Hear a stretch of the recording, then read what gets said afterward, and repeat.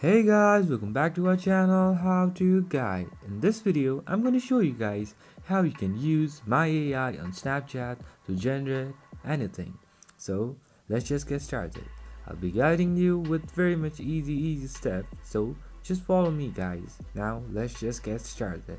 Firstly, what you need to do is just go to your chats and then go to my AI conversation. So over here, you can type anything. So you have given a chat box over here where you can type messages. So it says send the chat over there. Let's say tell me about football. You can type like this and just press on send.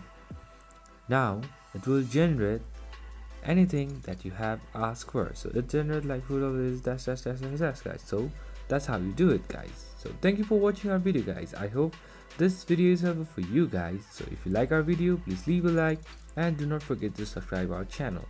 Also hit the bell icon so you never miss an update from us. If you have any query, just comment down below guys.